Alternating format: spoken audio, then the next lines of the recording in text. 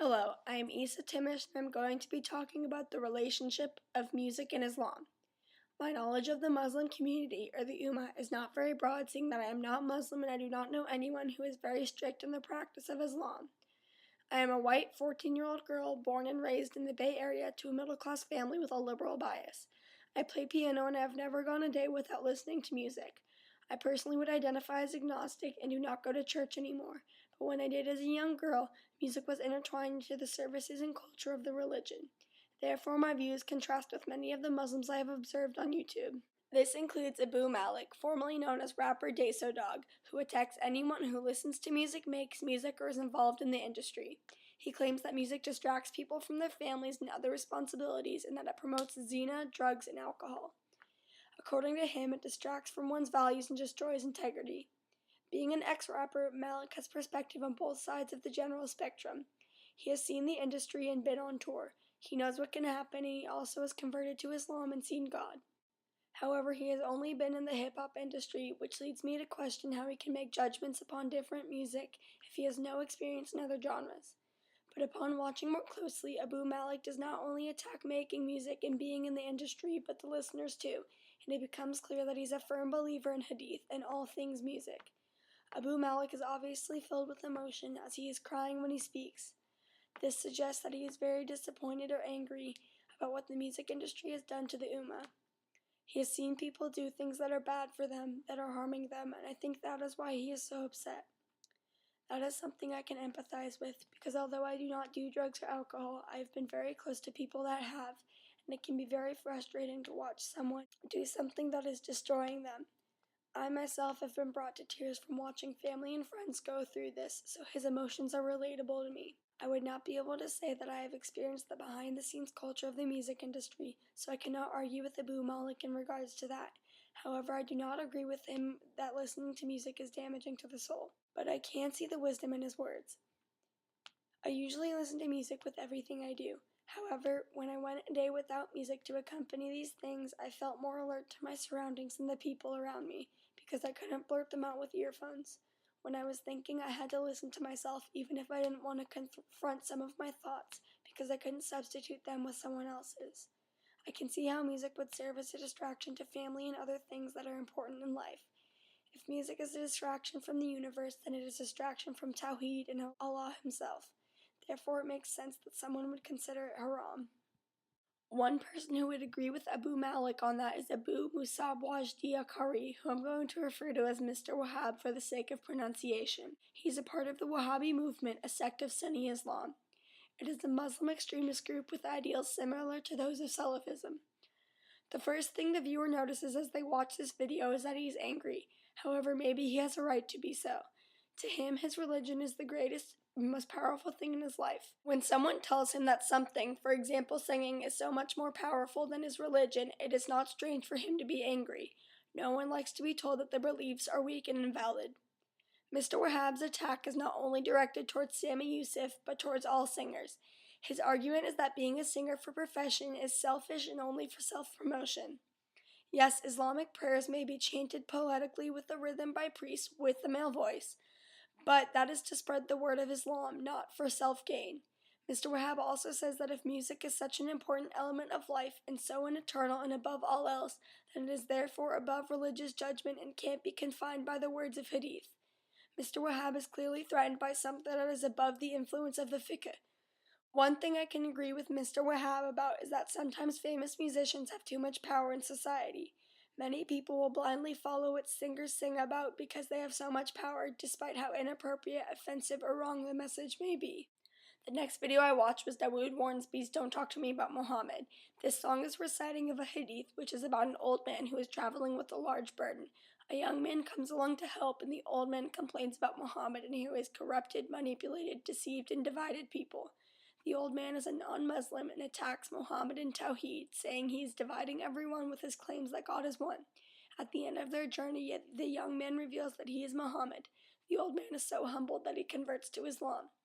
Warnsby closes his performance with the words, "Give your neighbors a chance. We are all on this planet together. Let's work together. Peace be with you."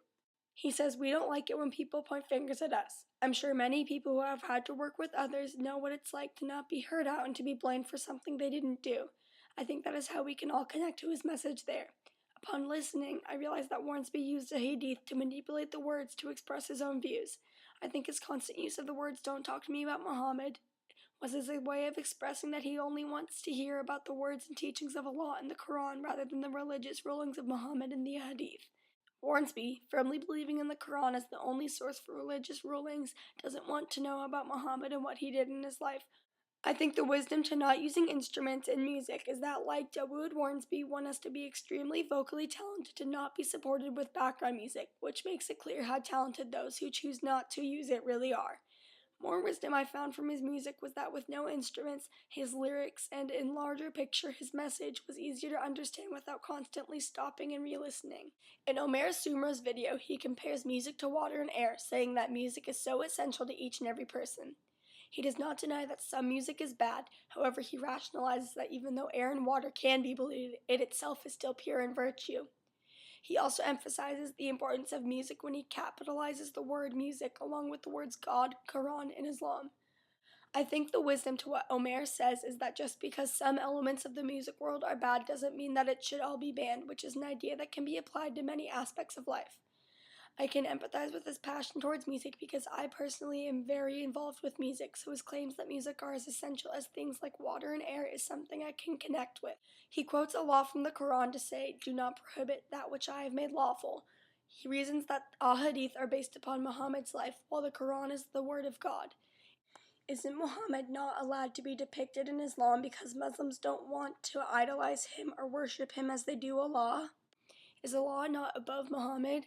Why should Muslims live by the ideals of Muhammad and the words of Ahadith rather than the words of Allah and the words of the Quran? As a Muslim, he believes that Allah created this world for a reason. Allah does not forget things. If he wanted music to be gone, he would have forbidden it and he would not create it in our world.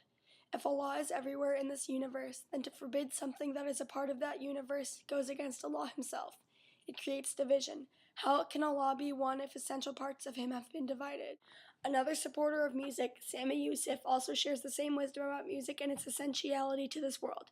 If music is everywhere and Allah is everywhere, taking away one will mean taking away the other. At the beginning of Sami Yusuf's video, he responds to critics and justifies his career by claiming that music is a natural human thing that transcends all jurisprudency and Sharia law. He also feels that the term extremist is thrown around too often. His perspective on the issue of music in Islam is that people will obviously have conflicting views, as people do with anything, and that it doesn't serve as a reason to argue and attack people. I think there is a lot of wisdom to that as well. Just because someone doesn't agree with you doesn't mean they're bad people. When people say he's not a Muslim, they are using their difference in opinion as an excuse to call Sami Yusuf a different kind of extremist. No one likes to be told what they are by someone else who doesn't know them. Sami Yusuf is basically saying, just because we share a difference in opinion about music doesn't mean I'm not a Muslim. Another musician who was certain of his identity as a Muslim, Yusuf Abdul Mateen, opens with the verse, "Forget 33 in the third, time to reread Quran 33:33, which refers to his conversion from Christianity to Islam. We can see that he is a Shia Muslim because he uses prayer beads in a prayer stone, which is similar to the piece of earth that Muhammad took from his uncle's deathbed and prayed with. And he also says, "Live like Ali and die like Hussein." Beyond revealing his sect of Islamic practice, this verse also suggests that he lives like Ali, on the fringes. He respects the greats of rap and hip-hop, but in the music industry now, people make a living sinning. Even though putting a message in music nowadays is different, and even though he earns criticism for going against the norm by not using sinful language and imagery, he chooses to do it anyway. He lives on the fringes and acts contrary to everyone else because it is right, just like Ali. His music is solely for the message, not the money, which we can see when he suggests that he works elsewhere, 9 to 5, 40 hours a week, unlike many modern musicians. He tries to put these messages in his songs, but listeners remain oblivious and keep sleeping, which furthers his frustration towards the music industry and world today. To be so passionate about something, but to have someone who isn't as passionate be recognized over you is frustrating, as I am sure many of us understand. I think the idea of putting a message in his songs is genius. It is easier to spread Islam to people who aren't as accustomed to that culture because more people have easier access to an iPod over a Quran.